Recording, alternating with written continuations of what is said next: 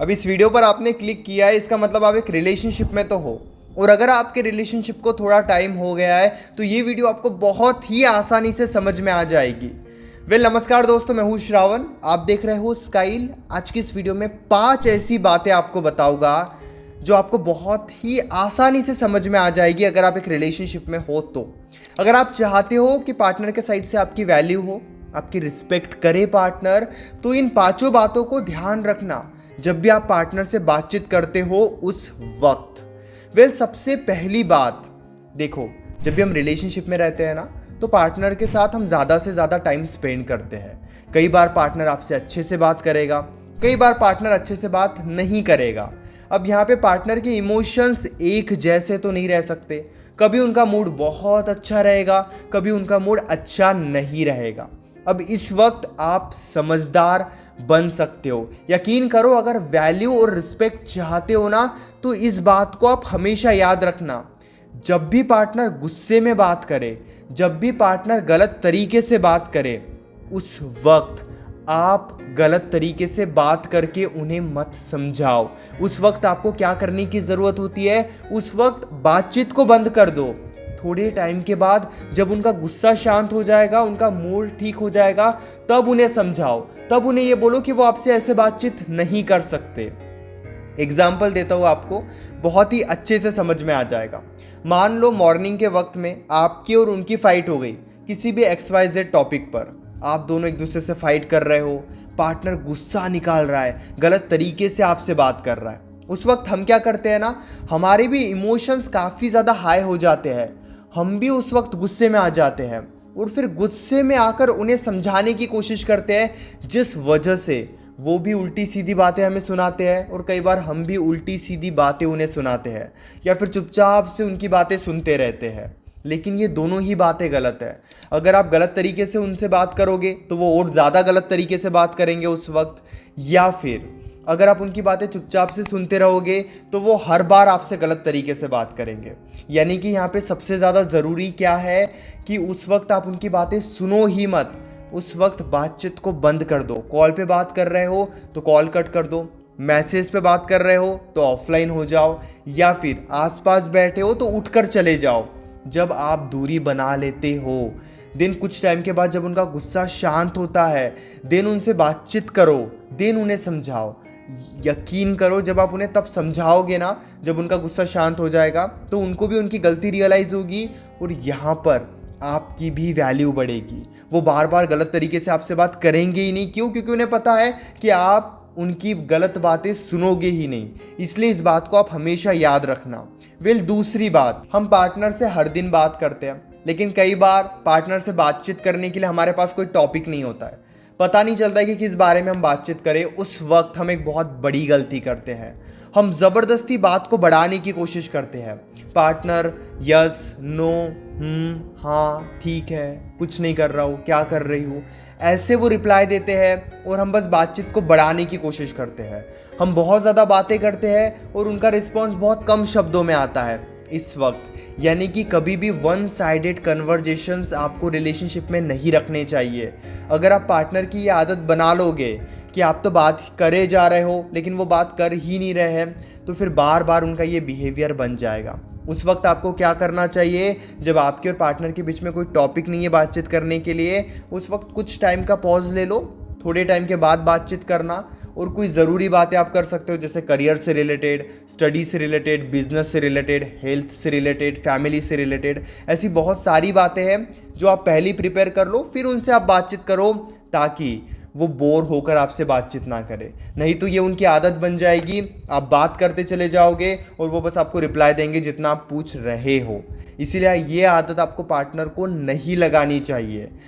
तीसरी और ज़रूरी बात, जब भी पार्टनर सैड होता है या उनके लाइफ में कोई प्रॉब्लम होती है या वो किसी वजह से परेशान होते हैं, उस वक्त उनके लाइफ में क्या चल रहा है ये आपको ज़रूर पूछना चाहिए।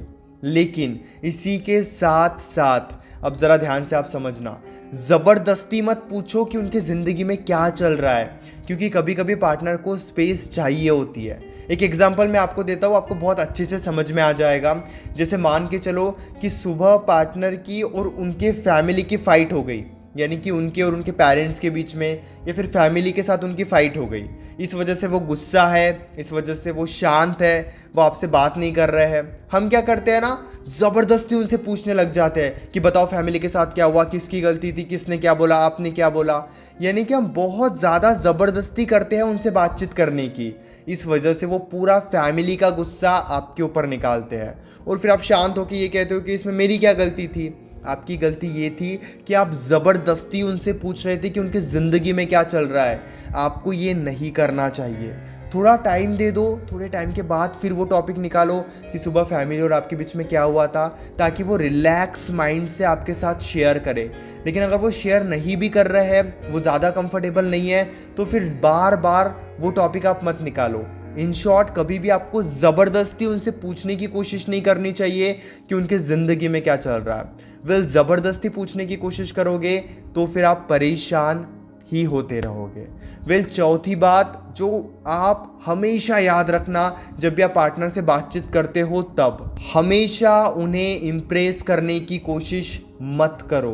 देखो, अगर आप हमेशा ही उन्हें इम्प्रेस करने की कोशिश करोगे, हमेशा ही उनकी तारीफ़ करते रहोगे कि आज तो अच्छे दिख रहे हो, आज तो आपके बाल अच्छे दिख रहे हैं, रोज़ उनके बालों की तारीफ़ आप कर रहे हो, रोज़ उनके कपड़ों की तारीफ़ आप कर रहे हो, रोज़ उनकी तारीफ़ कर रहे हो, यानी कि हमेशा ही अगर आप उन्हें इम्प्रेस करने की कोशिश करोगे, देन ट्रस्ट मी, फिर वो आपसे इम्प्रेस नहीं होने वाले हैं, फिर वो आपकी बातों को सीरियस लेंगे ही नहीं। इसीलिए हमेशा ही उन्हें इम्प्रेस करने की कोशिश मत करो। कभी कभी उनकी तारीफ़ करो ताकि वो आपके तारीफ़ की वैल्यू करे। कभी कभी उनकी लाइफ की अच्छी बातें उन्हें बताओ। यानी कि इम्प्रेस करना रिलेशनशिप में ज़रूरी है। अगर आप पार्टनर को इम्प्रेस करोगे तो नो डाउट वो आपके साथ काफ़ी बेटर फील करेंगे, उन्हें काफ़ी अच्छा लगेगा। लेकिन इसी के साथ साथ अगर आप हमेशा उनके सामने अच्छे बन रहे हो, हमेशा उन्हें इम्प्रेस करने की कोशिश कर रहे हो, हमेशा खुद को बेस्ट बनाने की कोशिश कर रहे हो, तो फिर ये गलत है। क्योंकि इस वजह से ना आप काफ़ी फेक लगते हो। ऐसे लगता है आप झूठी बातें कर रहे हो, आपकी बातें बनावटी है, आप सीरियस नहीं हो, या फिर वो आपकी बातों को उतनी वैल्यू देते ही नहीं है। जैसे एक एग्जांपल मैं आपको देता हूँ। मान लो एक मेरी फीमेल बेस्ट फ्रेंड है, वो रोज़ मेरी तारीफ़ करती है कि हाँ ये हुडी मेरे ऊपर काफ़ी अच्छी लग रही है। वो रोज़ मेरी तारीफ़ करती है कि वॉच अच्छी लग रही है, हेयर अच्छे लग रहे हैं, बाल अच्छे लग रहे हैं। तो मैं उस लड़की की बातों को इतना सीरियसली लूँगा ही नहीं, क्योंकि मुझे पता है वो रोज़ मेरी तारीफ़ करती है। लेकिन इसी बजाय किसी नए दोस्त ने मेरी तारीफ़ कर दी, या फिर किसी एक ऐसे दोस्त ने जो ज़्यादातर तारीफ़ करता नहीं है लेकिन उसने तारीफ़ मेरी कर दी, तो फिर मैं उनकी बातों को ज़्यादा सीरियस लूँगा। क्यों? सिंपल सी साइकोलॉजी है, क्योंकि वो कभी कभी तारीफ़ करते हैं या फिर बहुत कम तारीफ़ करते हैं। इसीलिए आपको ये बात समझने की ज़रूरत है, हमेशा ही पार्टनर को इम्प्रेस करने की कोशिश मत करो, फंस जाओगे, वो आपकी बातों को सीरियसली नहीं लेंगे। पांचवी बात, जैसे कि मैंने वीडियो की स्टार्टिंग में आपको कहा था कि पार्टनर के रिएक्शंस पे आप रिएक्ट मत करो। पार्टनर गुस्सा दिखाए तो आप गुस्सा मत दिखाओ। उसी तरीके से कई बार आपको अपने रिएक्शंस पर कंट्रोल करना होता है। एक एग्जांपल देता हूँ। आप ना पार्टनर से बात किए जा रहे हो, पार्टनर से बात करने की कोशिश कर रहे हो, लेकिन वो कोई इंटरेस्ट ही शो नहीं कर रहे हैं, तो यहाँ पर आप बेवकूफ़ हो। आई नो ये वर्ड सुनने में काफ़ी ज़्यादा बुरा आपको लगा होगा, लेकिन ये एक सच्चाई है। अगर आप बस गुस्सा दिखाए जा रहे हो और वो आपकी बात सुन ही नहीं रहे हैं, अगर आप उन्हें समझाए जा रहे हो और आपकी बातों पर उनका ध्यान ही नहीं है, तो इससे क्या होगा, वो आपको ज़रा भी इम्पोर्टेंस नहीं देंगे। आपको वहीं पर बात करनी चाहिए, आपको वहीं पर रोना चाहिए, आपको वहीं पर उन्हें समझाने की कोशिश करनी चाहिए, आपको वहीं पर कमज़ोर बनना चाहिए जब वो आपको सुने और समझने के लिए तैयार रहे। लेकिन वो आपको इग्नोर किए जा रहे हैं और आप उनके सामने रो रहे हो, परेशान हो रहे हो, तो इससे वो और ज़्यादा इग्नोर करेंगे। इसीलिए कई बार आपको अपने इमोशंस पर कंट्रोल करना पड़ेगा। आप हमेशा वीक बनकर, हमेशा कमज़ोर बनकर उनके साथ नहीं रह सकते। अगर आप हमेशा ही वीक और कमज़ोर बन के रहोगे, यानी कि आपके रिएक्शंस पर आपका कोई कंट्रोल नहीं है, कभी भी दुखी हो जाते हो, कभी भी रूठ जाते हो, कभी भी मान जाते हो, अगर आप अपना बिहेवियर ऐसे ही बना के रखोगे, देन ट्रस्ट मी, इससे पार्टनर आपके बिहेवियर को कभी भी सीरियस नहीं लेगा। यहाँ पे आपको क्या करने की ज़रूरत है, अपनी इमोशंस को अपने कंट्रोल में रखो। सबसे मुश्किल काम है, मैं जानता हूँ, कि जब रोना आ रहा है लेकिन हम खुद को स्ट्रांग बना रहे हैं, अंदर से हम दुखी है लेकिन हम बाहर पार्टनर को दुख नहीं बता रहे हैं। क्यों? क्योंकि पार्टनर को तो फ़र्क ही नहीं पड़ता है। हमारे रोने की वजह से तो पार्टनर इरिटेट होता है। वो गलती हमें नहीं करनी है। हमारे इमोशंस कंट्रोल में रखो। ऐसा नहीं कि कभी कभी बहुत ज़्यादा खुश हो रहे हो पार्टनर के सामने और कभी कभी दुखी हो रहे हो। ये देखो क्या वो आपके इमोशंस सुनने के लिए, समझने के लिए रेडी है या फिर नहीं। वो उनके लाइफ में बहुत ज़्यादा बिजी है और आप उनके सामने बहुत ज़्यादा खुश हो रहे हो, तो उनका ध्यान आपके ऊपर रहेगा ही नहीं, क्योंकि वो तो बिजी है। इसलिए अपने रिएक्शंस देने से पहले, अपने इमोशंस उनके सामने हाई करने से पहले ये देखो क्या उनका ध्यान आपकी बातों के ऊपर है या फिर नहीं है। अगर उनका ध्यान आपकी बातों के ऊपर नहीं है, उस वक्त आपको अपनी इमोशंस कंट्रोल ही करने होंगे। एक एग्जांपल देता हूँ। मान लो मैं आपसे बात कर रहा हूँ और मेरे लाइफ की कोई प्रॉब्लम मैं आपके साथ शेयर करना चाहता हूँ, लेकिन मैं देख रहा हूँ अभी तो आप फैमिली के साथ बिजी हो या फिर अभी आप कोई काम में बिजी हो। उस वक्त मैं अपने इमोशंस पे कंट्रोल करूँगा। उस वक्त मैं अपने लाइफ का दुख या फिर सुख आपको नहीं बताऊँगा। जब आपका ध्यान मेरे ऊपर आएगा, थोड़े टाइम के बाद जब मैं आपसे बात करूँगा, तब मैं ये बातें आपके साथ शेयर करूँगा। ये क्वालिटी आपके अंदर ज़रूर होनी चाहिए। उम्मीद करता हूँ वीडियो अच्छी लगी होगी। डायरेक्टली आप अपनी प्रॉब्लम कॉल पे मुझसे डिस्कस करना चाहते हो रिलेशनशिप से रिलेटेड, तो डायरेक्टली आप मुझे व्हाट्सएप पर मैसेज कर सकते हो 9834250097 इस नंबर पे। आपको 30 मिनट्स के अंदर रिप्लाई आ जाएगा। कॉल बुक होने के बाद हमारी कॉल पर जो भी बातें होगी वो कंप्लीटली सेफ और प्राइवेट रहेगी, इसलिए प्राइवेसी की आप कोई टेंशन मत लीजिए। और हाँ, चैनल को भी ज़रूर सब्सक्राइब कर लीजिए।